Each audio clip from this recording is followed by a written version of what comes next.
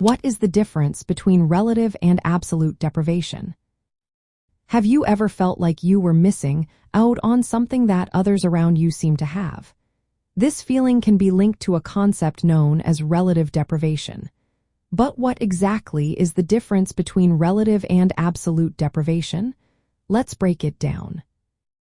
Absolute deprivation is a state where individuals lack the basic necessities for survival. This includes essentials like food, shelter, and health care. It is an objective measure of poverty. People experiencing absolute deprivation do not have enough resources to meet their basic needs, regardless of what others have. On the other hand, relative deprivation is more about perception. It occurs when individuals feel deprived compared to others who have more resources or better opportunities. This feeling often arises from social comparisons. It is not just about lacking essentials. It is about feeling unfairly disadvantaged when looking at others in society. In the realm of criminology, relative deprivation plays a significant role in understanding crime. Even when living standards improve overall, crime rates can rise if people feel worse off compared to their peers.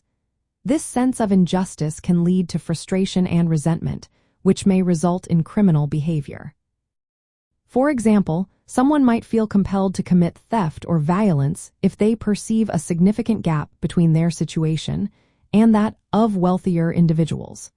This is where strain theory comes into play. Strain theory suggests that crime is linked to the perceived gap between what individuals believe they deserve and what they actually have.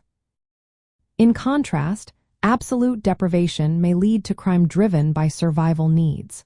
When individuals are struggling to meet their basic needs, they may resort to illegal activities simply to survive. Understanding these two forms of deprivation is essential for criminologists and policymakers. Addressing absolute deprivation focuses on providing basic needs and reducing poverty. Meanwhile, tackling relative deprivation involves reducing social inequalities and improving perceptions of fairness. Interestingly, both forms of deprivation can interact. Research shows that the impact of relative deprivation on crime can depend on the level of absolute deprivation in a community. In areas with extreme absolute deprivation, rising inequality might not lead to increased crime rates. Survival needs take precedence. However, in less deprived areas, rising inequality can have a more pronounced effect on crime rates. To sum it up, absolute deprivation is about lacking essential resources, while relative deprivation is about feeling disadvantaged in comparison to others. Both concepts are crucial for understanding crime, particularly how social comparisons and feelings of injustice can motivate criminal behavior.